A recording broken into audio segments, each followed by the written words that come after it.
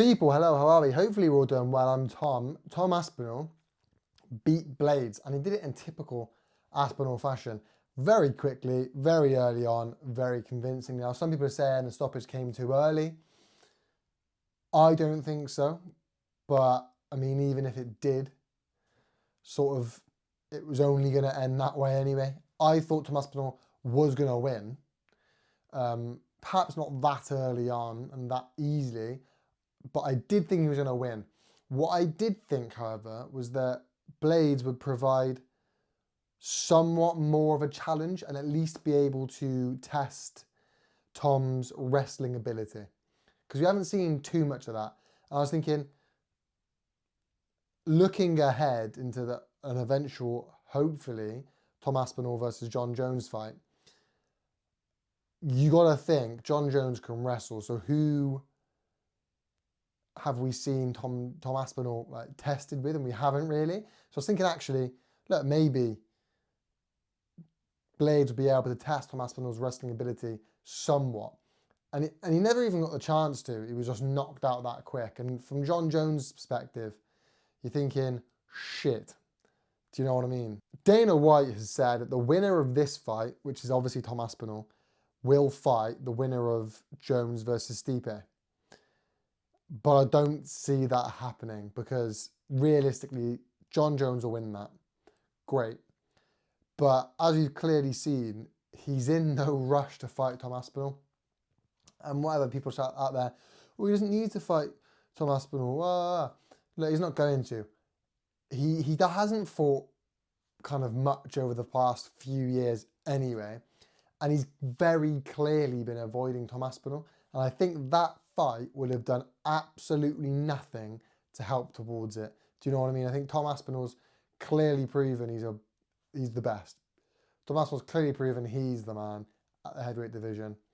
And John Jones is going to continue to be in no rush to get that. Do you know what I mean? Does that make sense? And it's a massive shame because, look, John Jones, like I said a minute ago, hasn't fought much at all over the past few years. And there was that whole heavyweight fiasco with Ngannou about who was avoiding who. Was John Jones avoiding Ngannou? Was Ngannou avoiding John Jones? I think it was a bit of both. I think at some point Ngannou was avoiding John Jones, and I think then it became the other way around and John Jones was avoiding Ngannou, but that's a different video. So what it means is we've now got a heavyweight champion who has barely fought over the past few years. The one fight he has had over the past few years has been that one heavyweight fight that he won. So we've got a heavyweight champion who's had one heavyweight fight and one fight in the past however many years. He did win very convincingly very early, but now again hasn't fought in however long. Won't fight the number 2 interim champion. And so we're kind of stuck in this limbo, and it begs the question of, we don't want this. The beauty of UFC is almost that difference of boxing. All the flaws of boxing you don't get in UFC, and that's a big selling point for the UFC, and rightly so, right? I mean, fair enough.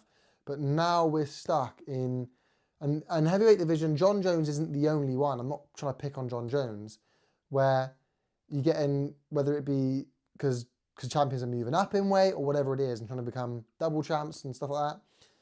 You've got a situation where the heavyweight champion won't fight the number 2 contender. It's clearly avoiding the number 2 contender. Nothing's been done about it, and he's very rarely fighting. And it's kind of a where do we go from here scenario.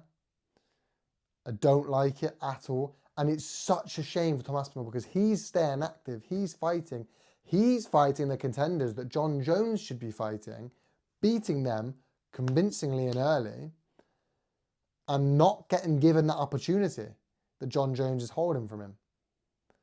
Do you know what I'm trying to say? And it's also a difficulty because I don't personally like John Jones that much. He's nothing against him, but I'd rather Tom Aspinall be the champion. He's British. I'm British. He's English. I'm English. And he just seems like a nicer guy. Do you know, he just seems like a nicer bloke. Obviously, John Jones has a lot of history outside of the sport, a lot of personal issues which I don't agree with. But also within the sport, he's a massive drug cheat. The GOAT of UFC, the current heavyweight champion, is a huge drug cheat, and I really don't like drug cheats. Now, don't get me wrong, I know they're everywhere. Stupid amount of drug cheats. Like 44% of all Olympians admit to taking drugs. That's ridiculous. I mean, at the top level of sports, everyone's on it. I get that, but it just doesn't sit right with me. And he's the champion, so I want to see the fight happen. It's pissing me off it won't. But let's not take away Tom Aspinall just dismantles Blades and does it in convincing fashion. Will we see a trilogy? I mean, potentially.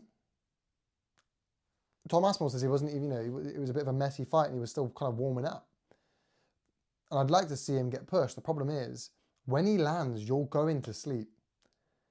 So when will we see him tested? Do you know what I mean? But I'll leave this video there, people. I want to jump on quickly. It's UFC. Typically, I cover boxing. I've done a few football videos and chucked in 1 or 2 rugby videos here and there. So let me know what you think about the UFC. This is the first one.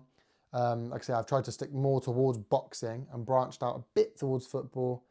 Couple of rugby, because I love my rugby. So but I thought, you know what, Tom Aspinall, let's jump on the UFC bandwagon, see what you think. Let me know in your comment section down below. Another thing, that fight card happening at 5 o'clock in the morning was just stupid. Just absolutely stupid. Don't know what I was thinking. But there we are, what do I know? Thank you so much for watching, people. Make sure you leave a like, comment, subscribe. You know how YouTube works, people. Peace.